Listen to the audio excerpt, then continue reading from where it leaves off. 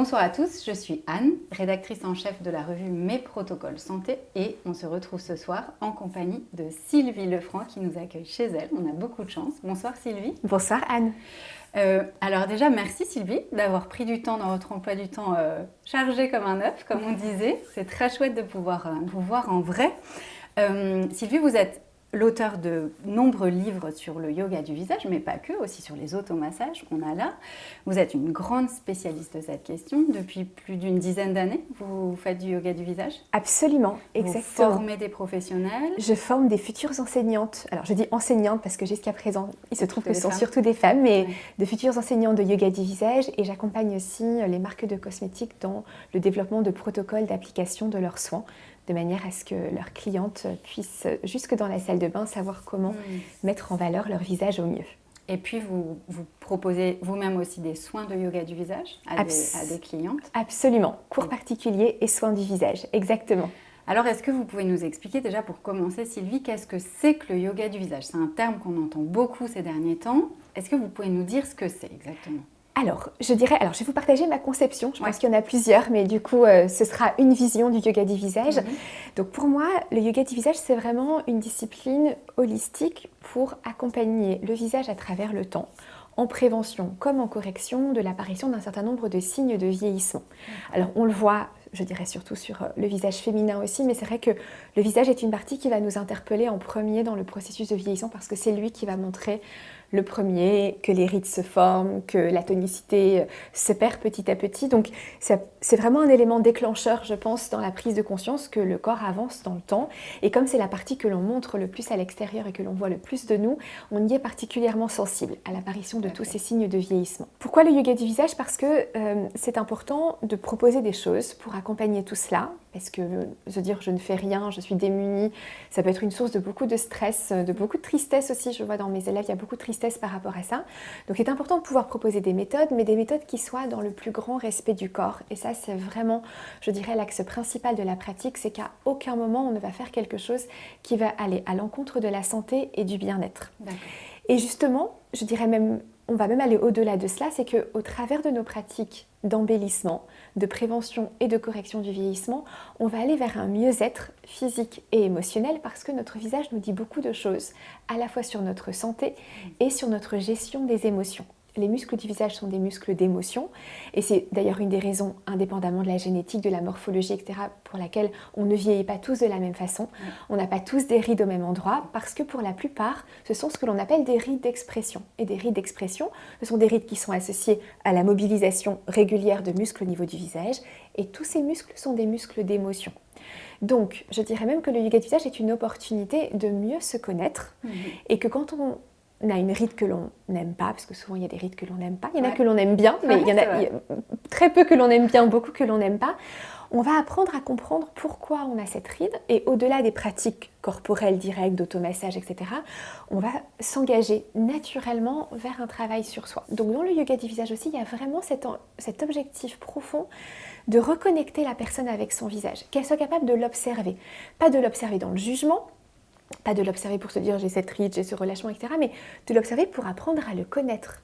Ma peau, mes muscles, ma structure osseuse, quels sont-ils? Comment est-ce que le yoga du visage va agir concrètement, d'un point de vue presque mécanique, j'ai envie de dire? Qu'est-ce qui va se passer? Que va-t-il se passer? Donc la structure osseuse, on a relativement peu d'impact sur elle. Bien sûr, il est possible, notamment quand on va voir un ostéopathe par exemple, de modifier la structure osseuse. Parfois on le voit au niveau de la mâchoire, il y a des choses au niveau de la mâchoire qui ne sont pas bien alignées, des mâchoires qui sont déboîtées, etc. Bien sûr, ça va avoir un impact sur l'esthétique. Donc la structure osseuse, nous on ne va pas travailler directement dessus en yoga du visage, mais comme je vous le disais tout à l'heure, si jamais je vois qu'il y a un vrai problème de déséquilibre au niveau de la structure, je vais inviter la personne à consulter un spécialiste pour travailler là-dessus. Nous, notre travail principal va être d'abord au niveau du muscle et ensuite au niveau de la peau. Donc, entre la structure osseuse et l'épiderme, nous avons un immense maillage musculaire. Nous avons 50 muscles, plus de 50 au niveau du visage. cou compris. Et tous ces muscles, ce sont ceux que l'on active quand on a des expressions faciales. Et ce sont ces muscles qui justement sont très liés à des émotions. C'est vraiment le langage universel d'expression des émotions par l'être humain, mais pas que, les animaux aussi ont des expressions faciales. Les poissons d'ailleurs eux-mêmes ont des expressions faciales. Il y a des spécialistes à qui j'ai parlé qui m'ont dit que oui, même chez le poisson il y avait des expressions. Et moi j'ai un chat, je vois très bien qu'en fonction de sa bouille, il n'est pas en train d'exprimer la même chose. Donc il a bien des expressions faciales effectivement. Mais chez nous c'est encore plus marqué. Donc ces muscles du visage, qui sont des muscles d'expression faciale, vont subir plusieurs évolutions à travers le temps. Et ces évolutions vont notamment dépendre de la façon dont on va les utiliser. Il y en a qu'on va, entre guillemets, trop utiliser. Quand on les utilise. Quoi, par exemple ? Alors, comme le front. Une personne qui, en permanence, remonterait les sourcils. Et donc là, elle va énormément mobiliser son muscle frontal. Quand on est jeune, on a beaucoup de collagène, on a beaucoup d'élastine. Donc, on contracte, on revient. En place. Rien ne se voit. Et puis, avec le temps, on perd du collagène et de l'élastine, on contracte beaucoup. Et que commence-t-on à voir ? Les rides horizontales sur le front. Pareil au niveau de la ride du lion. Une personne qui fronce beaucoup les sourcils, quand elle est jeune, la ride du lion ne va pas apparaître et puis avec le temps, on va la voir apparaître. Des tensions aussi dans les mâchoires, ça c'est possible, des muscles qui sont hyper contractés. Les petites rides autour de la bouche qui apparaissent, la ride d'amertume et aussi des contractions au niveau du cou. Tout ceci, ce sont des muscles qui sont excessivement en tension. Certains vont marquer ce que l'on appelle des rides d'expression. D'autres vont plutôt avoir un impact en termes de tension musculaire comme dans les mâchoires, voire d'effet d'affaissement parce que les muscles qui sont là ici, ainsi que le cou, sont des muscles abaisseurs. Donc ils vont tirer le visage vers le bas. Donc ils vont tirer le visage vers le bas. Donc là, on est face à des muscles qui ont besoin d'être détendus, étirés. Et nous, on va avoir une réponse toute simple. Au niveau du visage, on va faire comme ce que l'on peut faire au niveau du corps. Un muscle qui est serré, contracté, on va petit à petit l'inviter à se détendre. Mais on sait qu'il n'est pas contracté parce qu'on a fait un effort musculaire. Il est contracté parce qu'on a eu une émotion sous-jacente.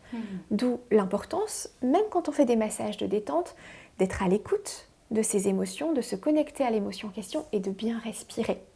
Le pranayama est aussi quelque chose que j'inclus beaucoup dans mes pratiques de yoga du visage parce que par le souffle, on agit sur le système nerveux autonome et on agit sur les émotions. On n'a pas besoin de les nommer nécessairement. Ça peut être mieux si on arrive à mettre un nom dessus, mais c'est même pas forcément nécessaire.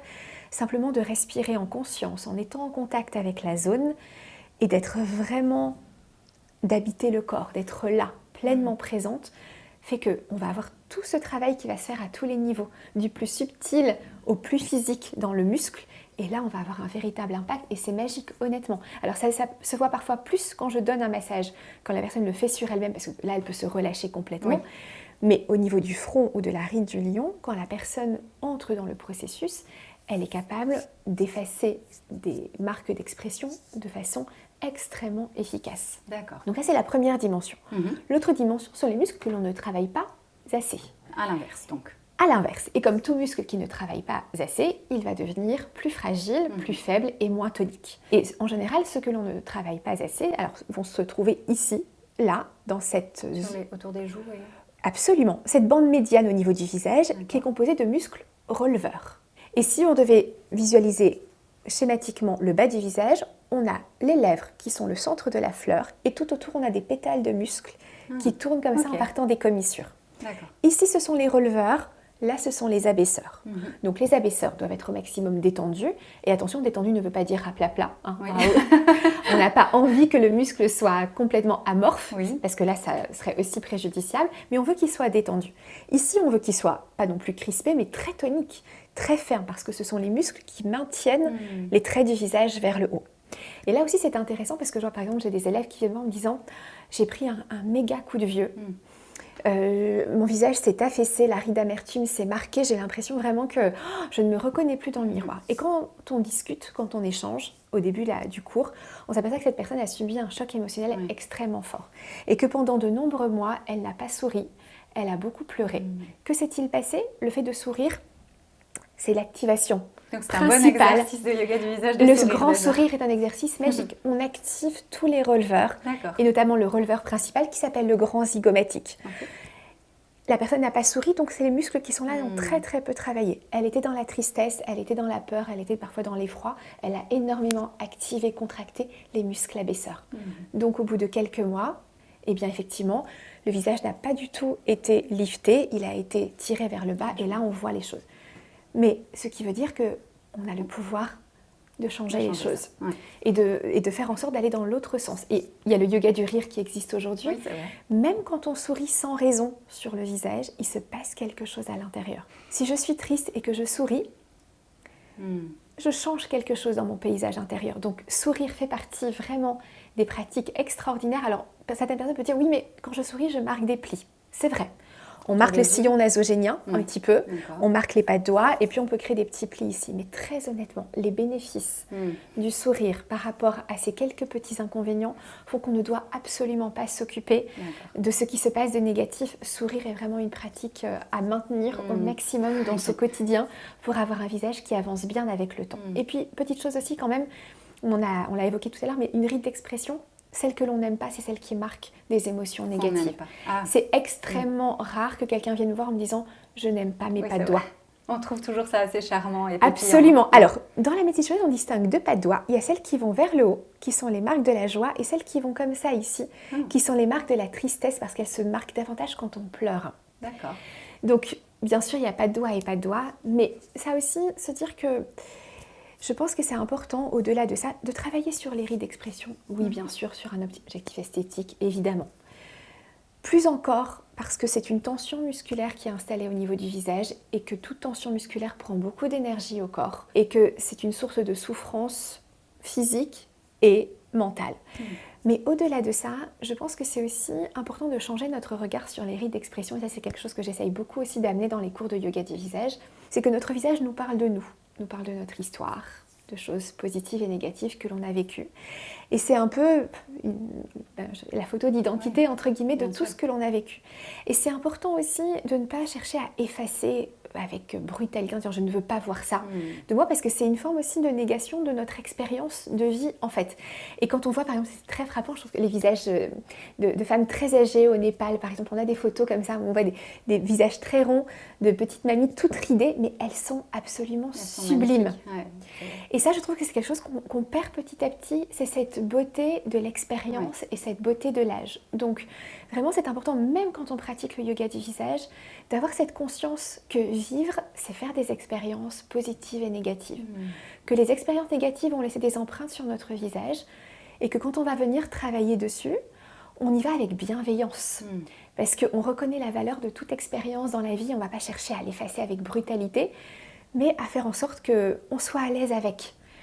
Que finalement on se sente bien quand on se regarde dans le miroir, mais pas de volonté brutale d'effacer les signes du temps. Alors, quels seraient vos conseils si on avait envie comme ça de commencer à intégrer du yoga du visage dans son quotidien, dans sa routine? Comment est-ce qu'on pourrait procéder?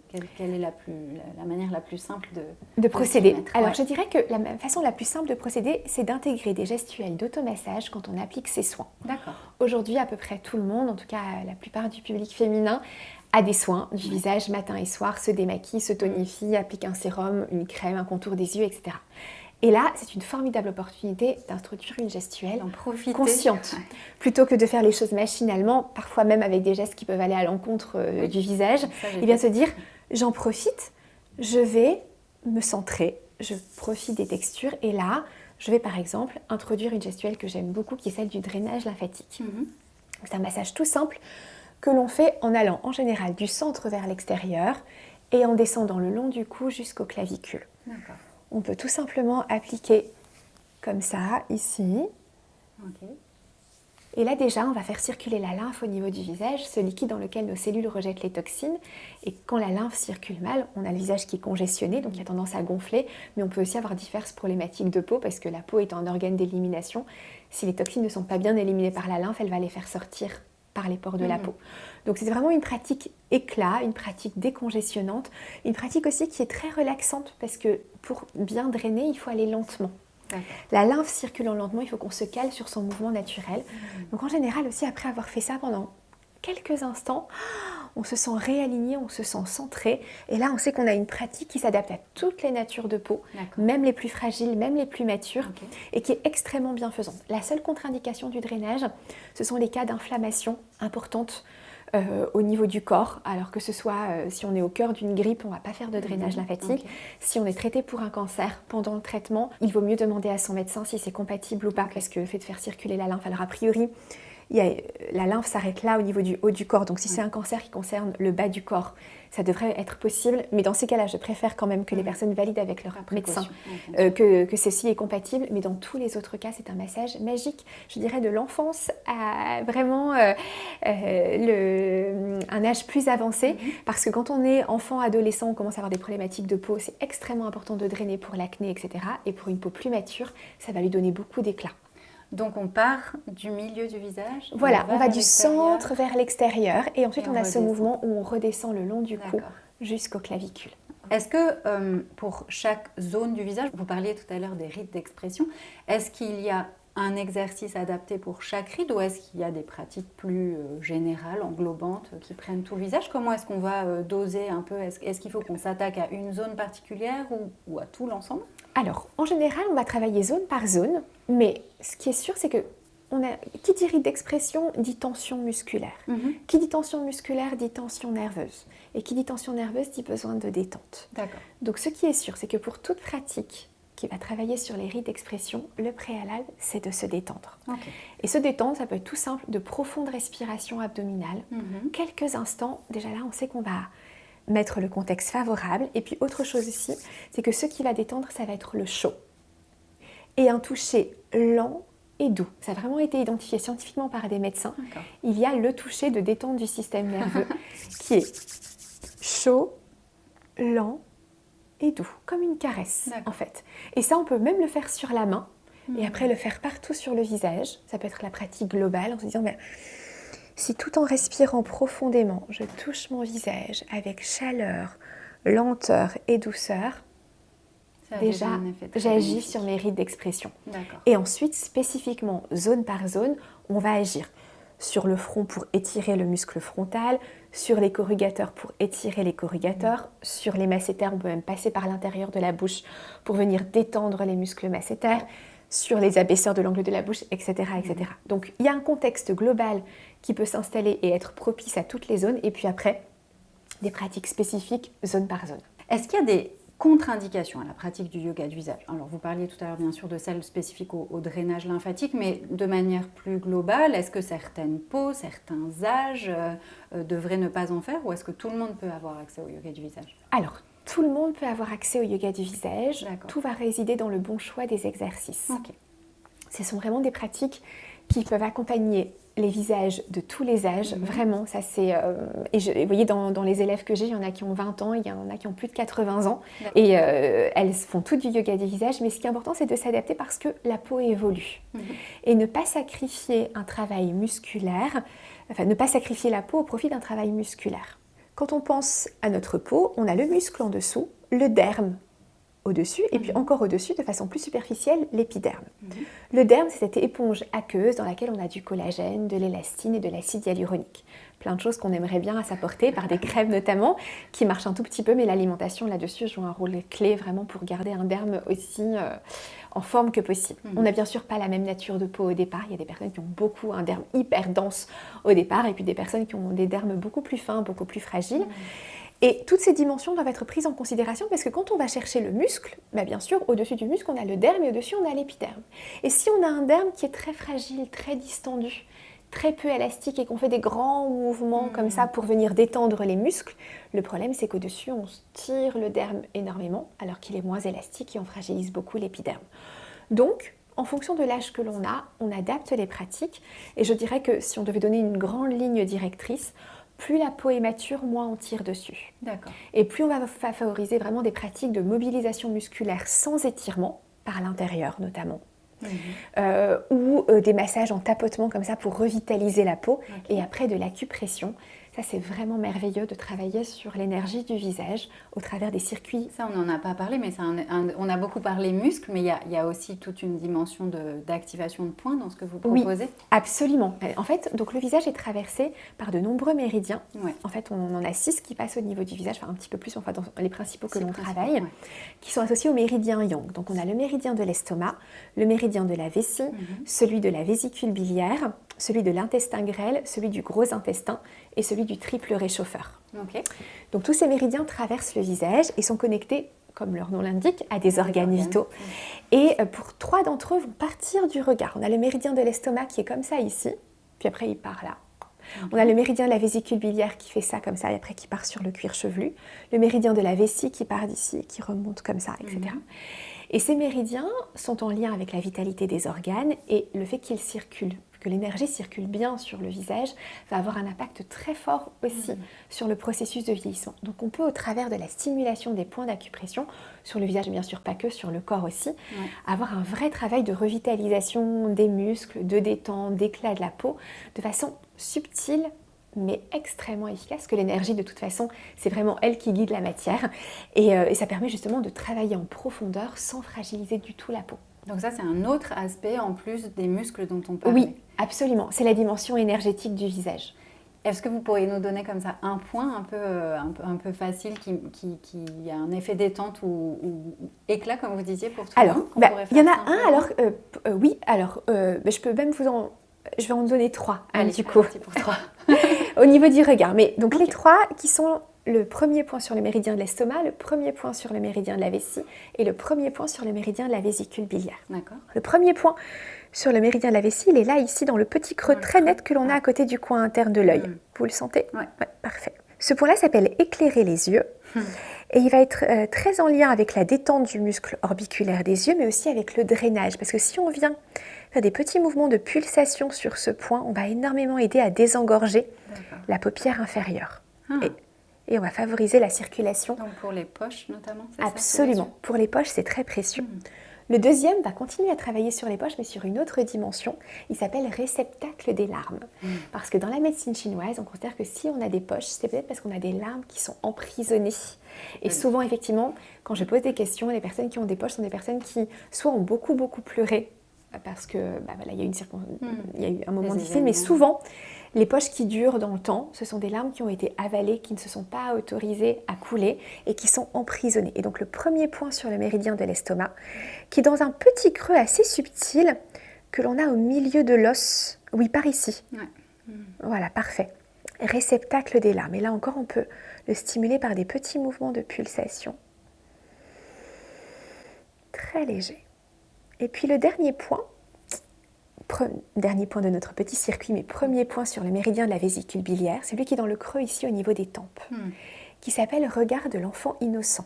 Ce qui est très joli parce que ça veut dire que c'est un point qui va nous permettre de libérer en fait l'empreinte de beaucoup d'expériences négatives que l'on aurait vues et qui auraient assombri notre visage, assombri notre regard en nous permettant... C'est un point qu'on masse instinctivement quand on a mal à la tête. Absolument. Et le méridien de la vésicule biliaire est vraiment connecté à tout ce qui est migraine. En fait, la dimension foie-vésicule biliaire est très liée à la dimension de migraine et de tension musculaire au niveau du visage. Donc c'est un grand point de relaxation des muscles temporaux, des tempes, qui va travailler sur les pas de doigts sur un plan esthétique, mais être aussi un grand point de libération énergétique au niveau du visage. Super, merci beaucoup. Je trouve ça assez magique d'appuyer sur certains points avec un... On le sent tout de suite. On le sent tout de suite. Et d'ailleurs, comme vous le disiez, spontanément, on a l'impulsion de venir stimuler les points. Et on le voit aussi chez les animaux.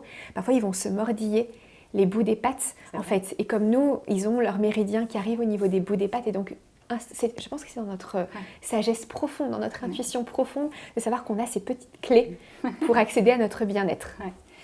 Alors, vous disiez au début de cette interview qu'il y a beaucoup de gens, de plus en plus, qui venaient vous voir maintenant, puis qui s'étaient mis au yoga du visage par des tutoriels ou des choses qu'ils avaient pu voir sur Internet ou dans des livres. C'est vrai qu'il y a une explosion des conseils de beauté, de lifting, etc.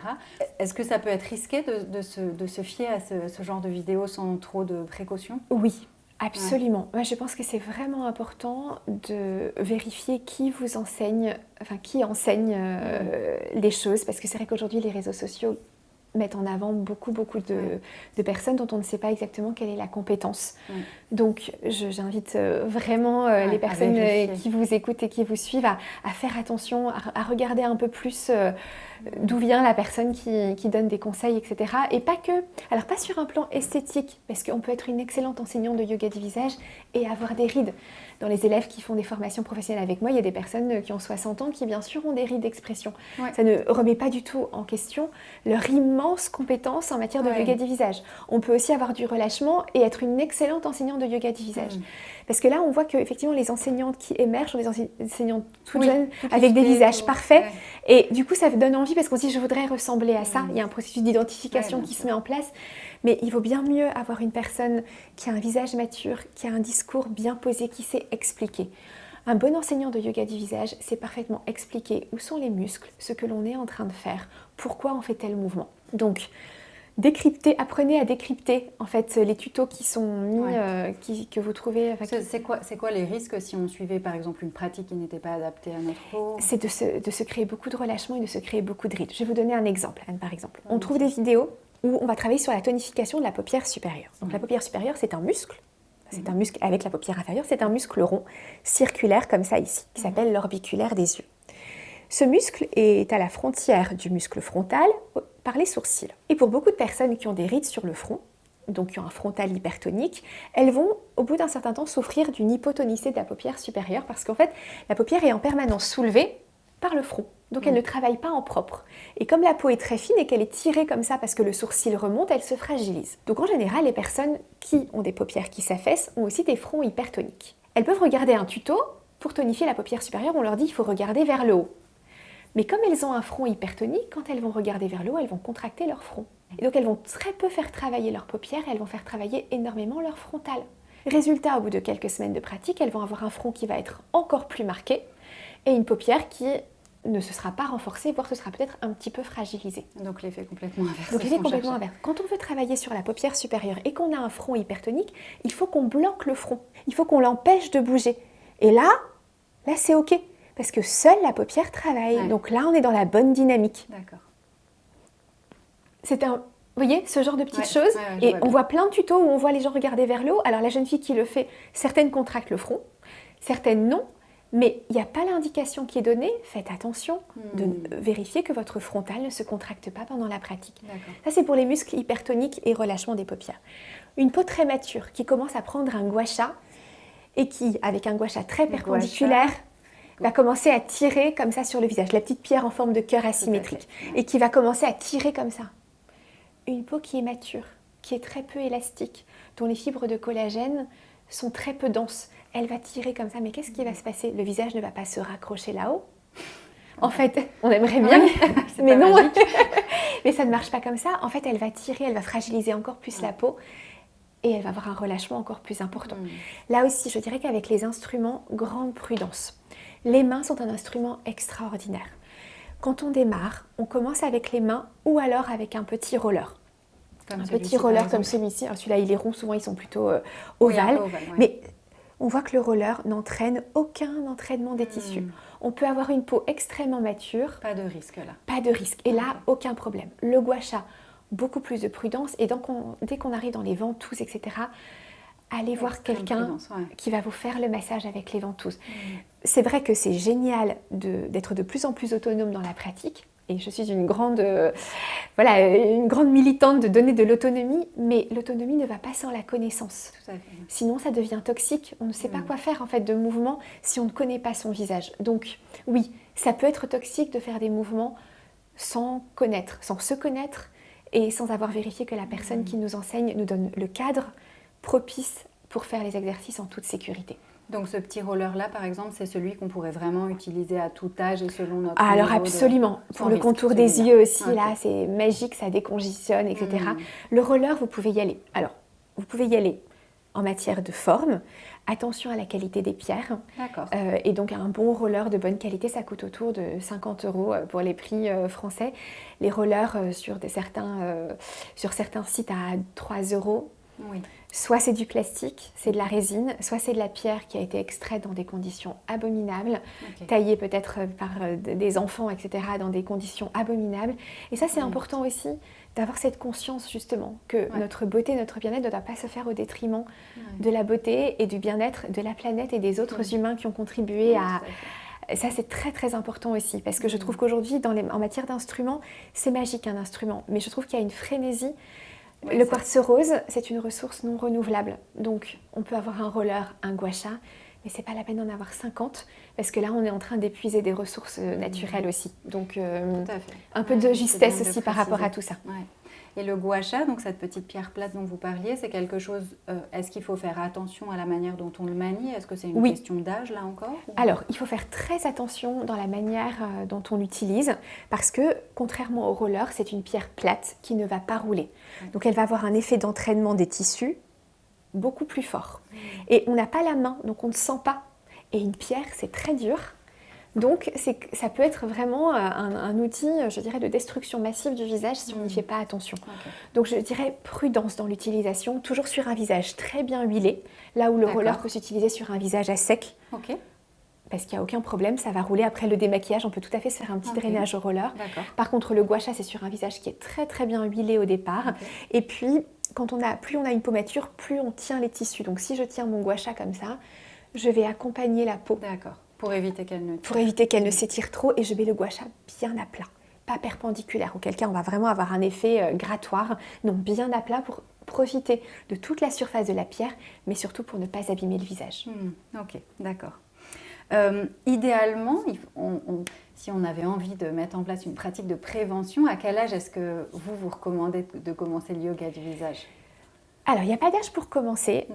On voit chez certaines personnes, je vois ma fille par exemple, qui a une tendance très yang et avoir beaucoup de colère.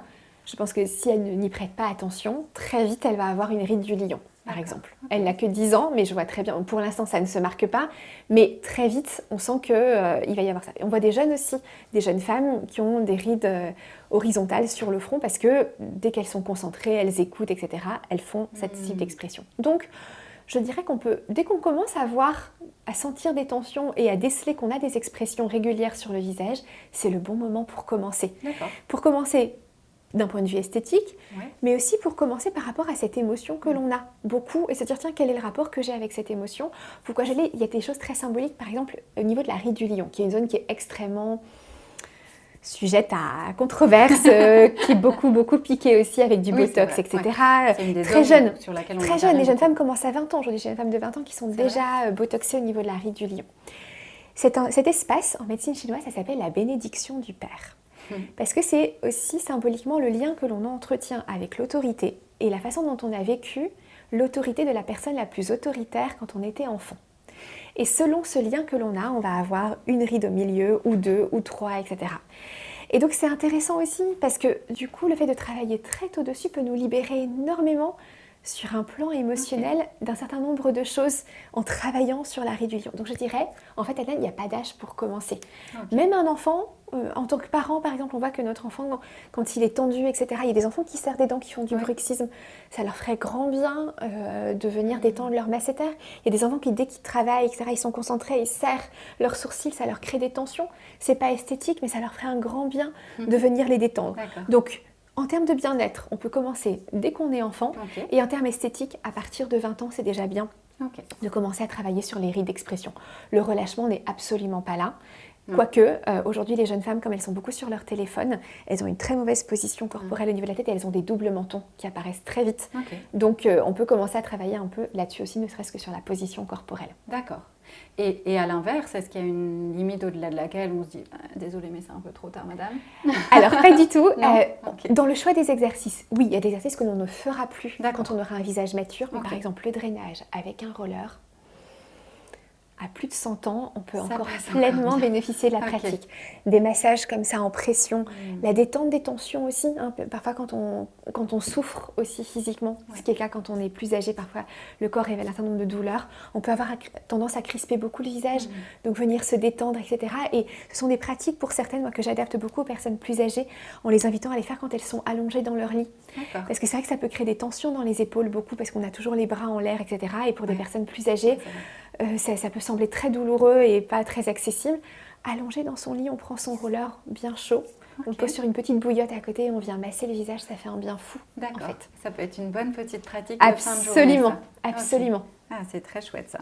Les femmes qui viennent vous voir et qui soit se mettent d'elles-mêmes au yoga du visage, soit bénéficient d'un soin que vous avez pu leur donner, c'est quoi les effets qu'elles ressentent? Qu'est-ce qu'elles vous communiquent comme bienfait, comme changement? Qu'est-ce qu'elles aiment dans la pratique qu'elles peuvent avoir? Alors, elles vont aimer la détente. Globalement, il y a beaucoup de tensions. Il y a beaucoup de tensions parce que il y a un mode de vie aujourd'hui qui est quand même globalement source de beaucoup de stress. Ouais. Et il y a beaucoup de tensions aussi par rapport au fait de vieillir. Et je dirais qu'on travaille dans la séance sur ces 2 dimensions. Sur le fait de calmer le stress ambiant, mais de calmer aussi, d'apaiser énormément la tension autour du vieillissement. Donc il y a un grand apaisement, c'est la première dimension. Et pour moi, cet apaisement, il est indispensable pour un travail efficace derrière sur le visage. Donc je mets en œuvre dans ma boîte à outils tout ce dont je dispose pour vraiment permettre à la personne de se sentir parfaitement détendue. Ensuite, elles vont avoir un effet lissant sur les rides d'expression quand on a bien ciblé le travail. On peut avoir un front marqué quand on arrive et ressortir avec un front qui est beaucoup moins marqué, ne serait-ce que parce qu'on a bien compris comment il fonctionnait, parce qu'on l'a rééduqué dans le cours et que finalement, un front qui était un peu hyperactif au début de la séance, à la fin, la personne arrive à me parler tranquillement sans mobiliser le front. Aussi parce qu'elle est plus détendue et puis parce qu'elle a incarné, elle a investi son front, elle le sent. Donc du coup, elle peut percevoir les mouvements subtils et reprendre le pouvoir dessus. Et puis un effet aussi repulpant, on va travailler beaucoup sur les volumes, au niveau de la bouche, au niveau des joues. Donc l'impression d'avoir un visage qui est déployé, un peu comme une fleur, vous voyez, qui peut s'ouvrir, un visage qui est lumineux et qui est déployé. Et sur un plan peut-être plus intérieur ou vis-à-vis du regard des autres ou de leur regard même sur elles-mêmes, est-ce qu'il y a des choses qui changent avec la pratique du yoga du visage au fil des jours, semaines des de semaines? pratique. Ouais, voilà, exactement. Alors absolument, j'ai beaucoup de retours, de messages qui me sont envoyés par mail en disant « Waouh, mon mari me dit mais qu'est-ce que t'as fait ?» C'est vrai. etc. Oui, absolument. Mes amis me disent « Mais ça a changé quelque chose dans ton visage ?» etc. Donc oui, le travail musculaire, bien sûr, agit. Ça, c'est indéniable, c'est mécanique. L'éclat de la peau va être renforcé parce que le fait de faire des pratiques qui vont oxygéner les tissus va donner beaucoup plus d'éclat. Donc la peau va devenir plus éclatante. Et puis au-delà de ça, il y a cette lumière à l'intérieur, cette chose qui n'est pas de l'ordre du physique, mais qui fait que la personne va petit à petit aimer prendre soin de son visage.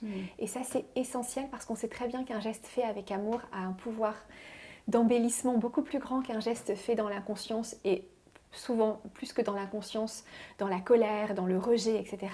Et donc il y a cet ingrédient aussi très subtil qui fait que le visage va pouvoir rayonner toute sa beauté et ça aussi c'est vraiment important, je trouve aujourd'hui, comme on le disait au début, de ne pas associer la beauté à un âge et à une forme. La beauté n'a pas d'âge et n'a pas de forme et tout visage, quelle que soit son histoire, sa morphologie, etc., peut être beau. Mais vous disiez que ça avait un vrai pouvoir, c'est-à-dire que ces femmes qui vous disent mon mari me demande ce que j'ai fait, etc. Donc il y a une vraie action qui marche là-dessus. Absolument. L'action physique est réelle, indéniablement, mais on reste soi. Ouais. Oui, il ne s'agit pas de se changer. Si on veut repulper les lèvres, on peut magnifiquement, c'est magique de travailler en yoga du visage pour repulper les lèvres. Ça fonctionne extrêmement bien.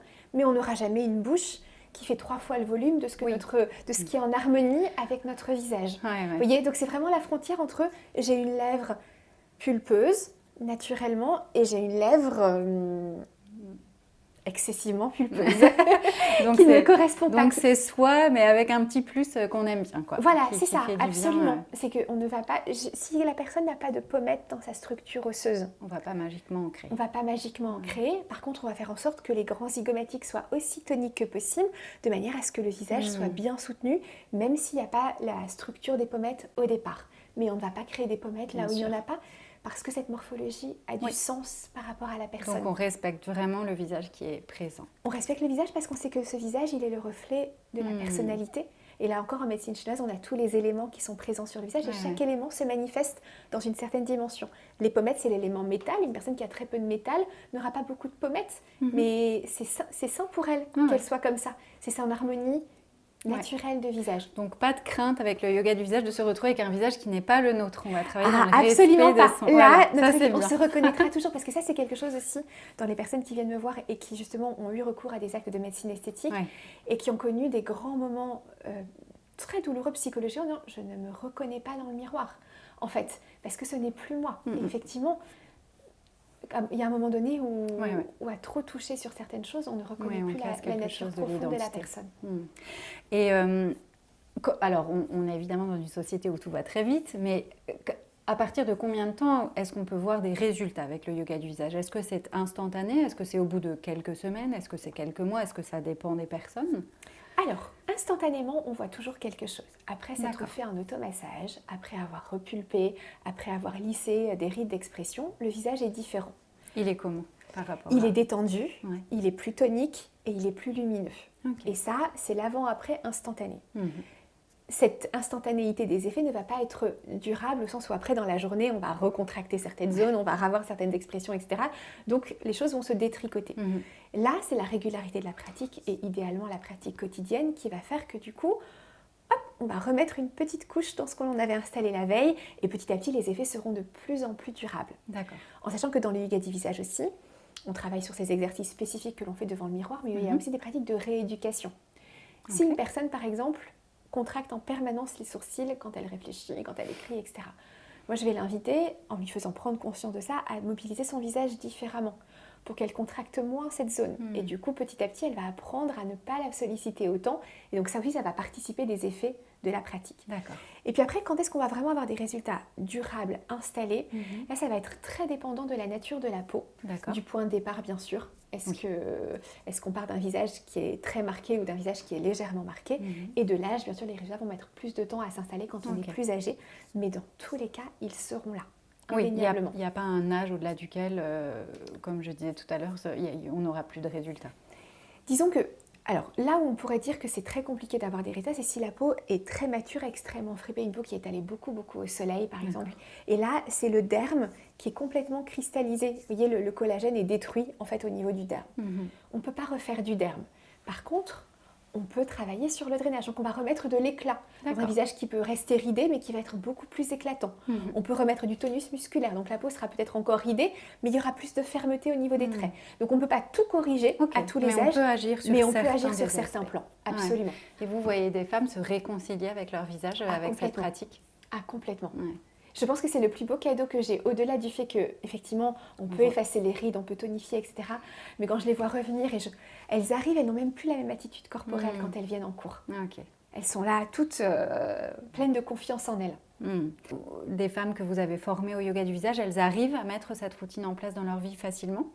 Oui, je pense qu'au début ça demande un petit effort et puis après il y a un tel plaisir qui est pris en fait dans ce moment de reconnexion à soi qu'on n'a pas envie de renoncer à ces 5 minutes, en sachant que souvent on est sur 5 à 10 minutes. Oui, ça c'est le temps que vous recommandez? Voilà, absolument. On n'est pas du tout sur des choses, une demi-heure, 45 minutes, qui là effectivement dans un quotidien de femme active, maman, etc. peut être très compliqué. 5 à 10 minutes, honnêtement, on peut très facilement le dégager. Et oui, ce sont vraiment des choses qu'elles voient, les bénéfices, elles les voient et elles n'ont plus du tout envie de renoncer à la pratique.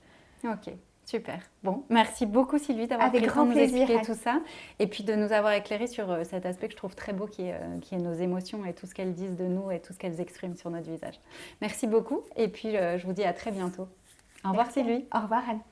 Chers amis, vous l'avez compris, la méthode Kyokute Yoga du visage rajeunit efficacement votre apparence. Les exercices de yoga facial étirent, stimulent et détendent les muscles du visage. Ils permettent donc de lisser vos rides d'expression, de redessiner petit à petit les volumes de votre visage. Ils empêchent et corrigent le relâchement des traits. Ils redonnent de l'éclat à votre peau. Et ça fonctionne. Sylvie, que vous venez de rencontrer, en est la preuve vivante. Les exercices qu'elle propose sont faciles et agréables à pratiquer et ils sont à la portée de toutes.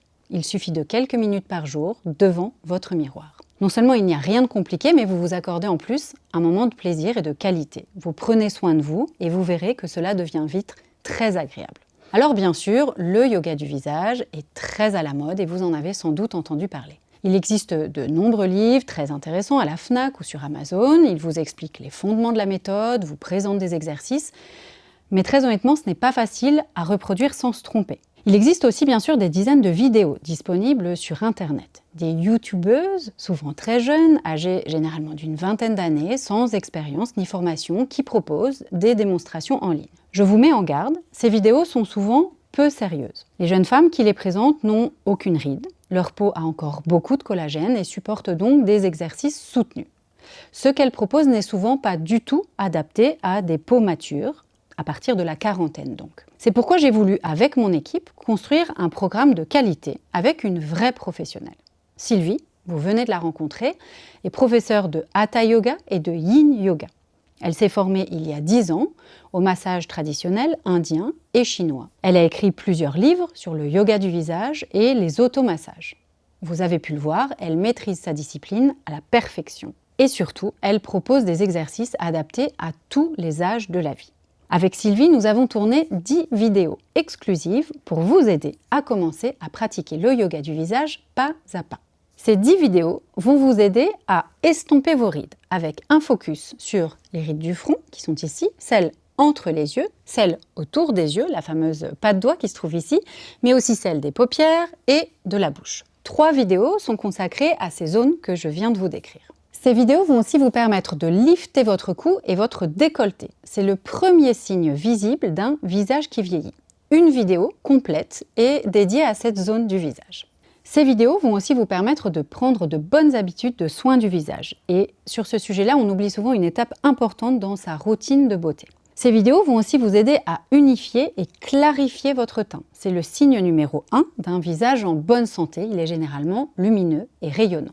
Dans ces vidéos, vous allez pouvoir apprendre également à repulper votre bouche pour retrouver des lèvres jeunes.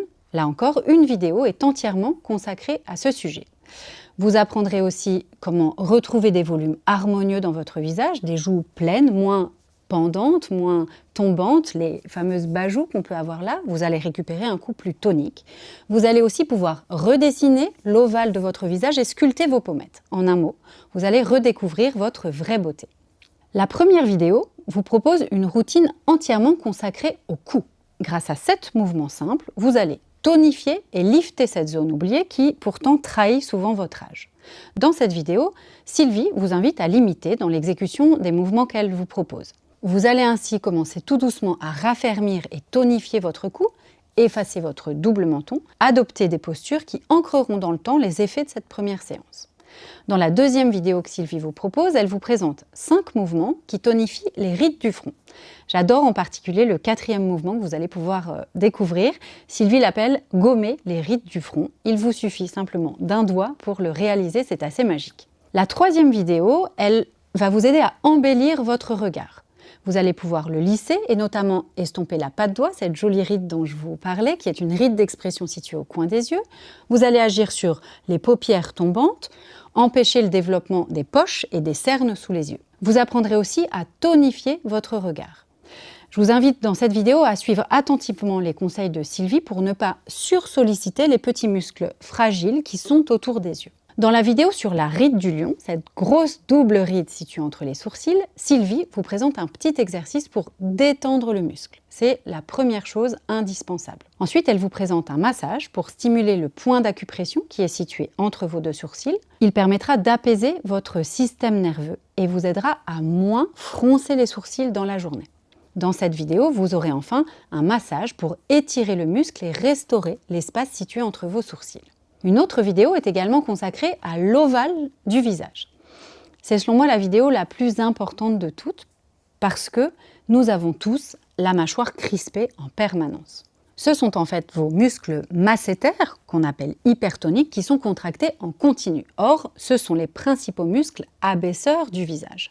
Leur tension permanente les rend responsables de l'affaissement de vos tissus dans tout le bas du visage. Et c'est cela qui fait que vous paraissez souvent plus âgé. Sylvie vous présente donc 3 exercices pour détendre ces muscles et détendre la peau de cette zone.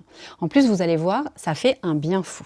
Sylvie propose aussi une vidéo pour lisser votre sillon nasogénien et raffermir vos pommettes. Vous allez voir, ça contribue énormément à l'apparence rajeunie de votre visage. Le sillon nasogénien, ce sont ces rides qui partent des ailes du nez et rejoignent l'angle de la bouche. Vous trouverez aussi une vidéo pour lisser et lifter votre regard, notamment les paupières et les pattes doigts dont je vous parlais, et enfin une vidéo pour repulper votre bouche.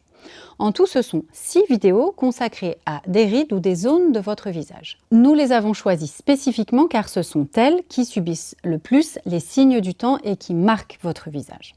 Pour chacune d'entre elles, Sylvie vous montre les mouvements et massages à réaliser quotidiennement pour les estomper. C'est très simple, il suffit de suivre les gestes qu'elle vous montre. Mais ce n'est pas tout. Sylvie a aussi tourné pour vous 4 vidéos d'automassage. Une vidéo d'automassage complet du visage pour raviver son éclat, une vidéo d'automassage tonifiant pour rendre le visage plus ferme, une vidéo pour lisser l'ensemble des rides et enfin une vidéo de respiration qui favorise la beauté naturelle du visage. Les exercices de Sylvie que vous allez pouvoir découvrir s'adaptent à tous les types de peau et notamment aux peaux matures, même si bien sûr votre fille de 20 ans pourra aussi en bénéficier.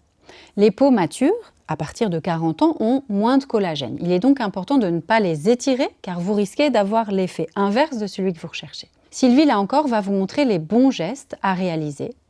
Comment faire en sorte de ne pas étirer votre peau plus qu'il ne le faut. Et ça, bien sûr, ce ne sont pas les jeunes youtubeuses de 20 ans qui pourront vous le dire. Je vous explique comment recevoir ces 10 vidéos en cliquant sur le bouton ci-dessous.